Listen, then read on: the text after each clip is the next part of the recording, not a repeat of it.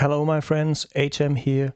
This is an update to a video I made earlier today about the sinking of a new Russian ship by Ukraine.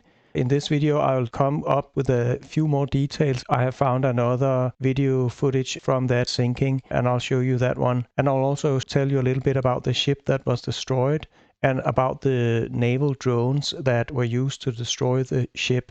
And then I'll show you exact location of where it was destroyed. I hope you like this new updated video. Let's get to it. Okay, this is a video clip I found of the first explosion on this ship. You can see the ship here sailing in the dark, the silhouette of it, and I'll start the video shortly. It is first shooting out at some of these marine boats that are attacking it, and then it is hit the first time. Let's play it.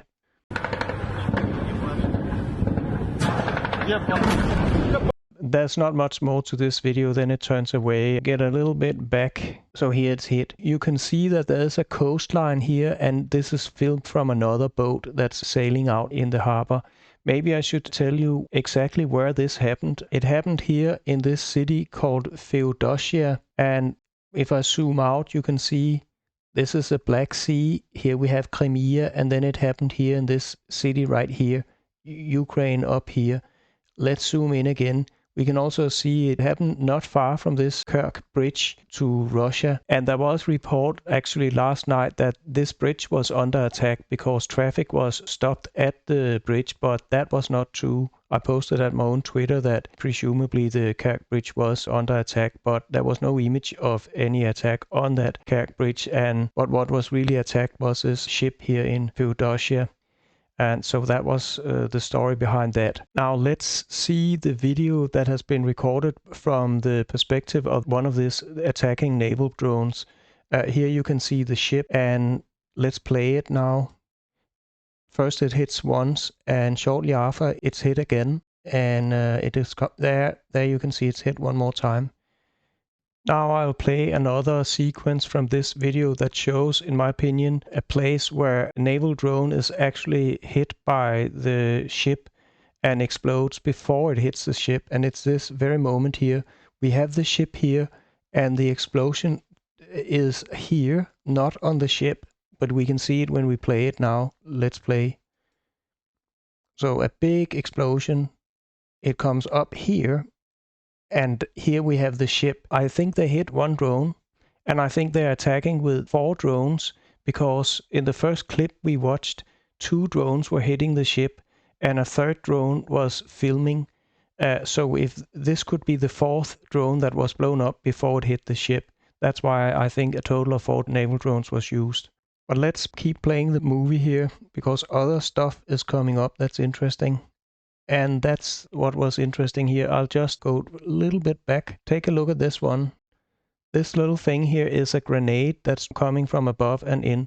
And I looked up that the ship has grenade launchers for its self-defense, and it's firing at these drones.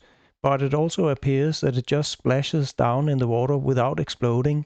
And that might have saved the day for these drones, that they were not stopped.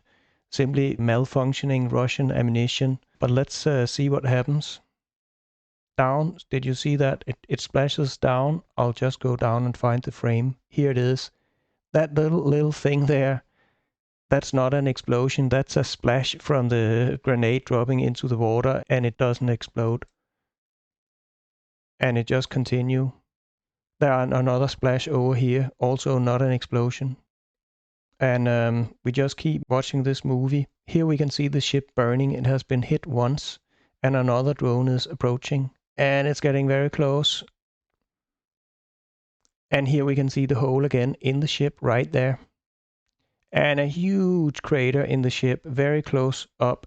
And then a second drone hits the same spot. Here we go back in the timeline, and this is the first drone hitting, making the first hole. And then this is the second drone coming in, making that hole even bigger. And then of course it's hit by the drone that's filming this. But that won't be filmed. So that's all the video I have for this event here. Here I have a picture of the boat that was used to attack this Russian ship, and I have video of it. So let's play that video. Here it's going around. That's how it looks. I'll stop that video. And also I found a Wikipedia page that explains the details of this marine drone, Magura version 5, that's what it's called. Let me read up some specifications.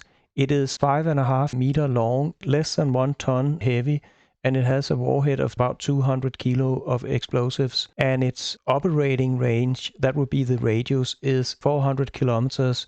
That means if it's used as a suicide drone that's not going to come back, it'll have a range of 800 kilometers, which can hit pretty much most Russian targets in the Black Sea with that range when used as a suicide drone. And it also has a life duration of 60 hours with battery power to power all the systems, so it can be alive for 60 hours. And it has a cruising speed of 40 kilometers per hour and a top speed of 80 kilometers per hour, which it of course can only use in ideal circumstances where no wind is blowing and the sea is calm. Then it uses GPS plus inertial navigation and also visual, and it has a video transmission. Up to 3 simultaneous HD streams are possible with this drone. I would say I don't think they use Starlink for communication because Elon Musk has once stopped the transmissions over Ukraine in the middle of a big attack that totally ruined that attack for Ukraine.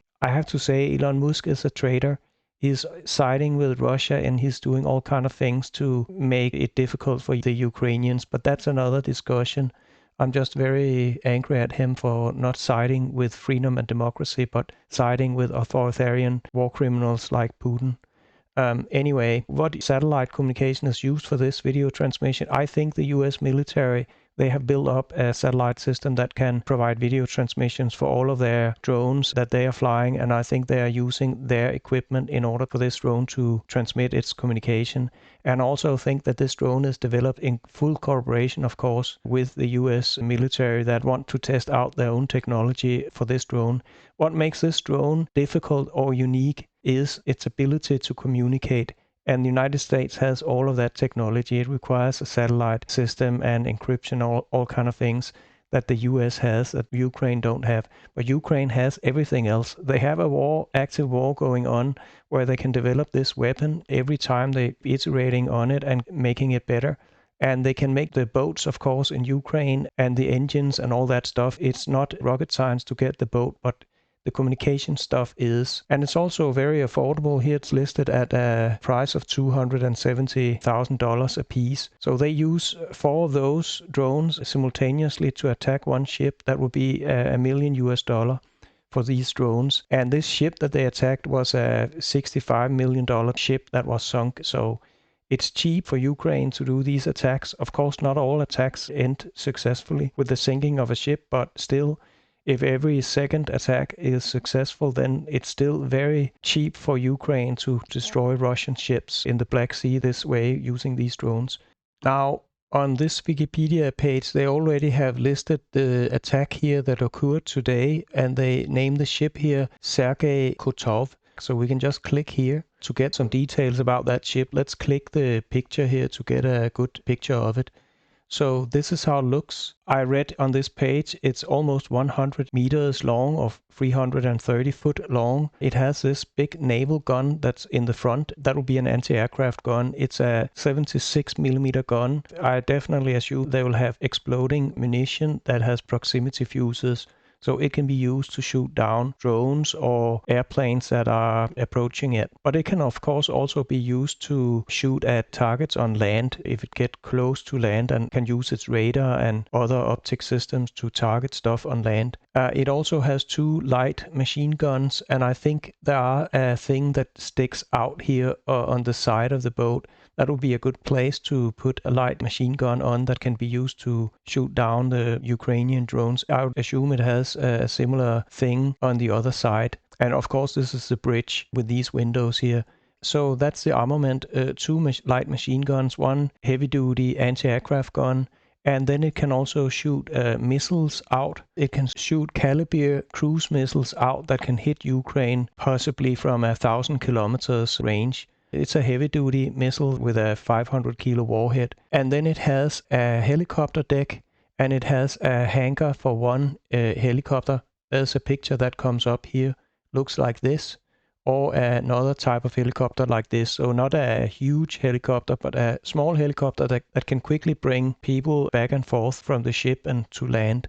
And also, there's probably a machine gun on these helicopters, so that helicopter can be sent out hunting for drones and shooting these Ukrainian naval drones. That would be another defense it has.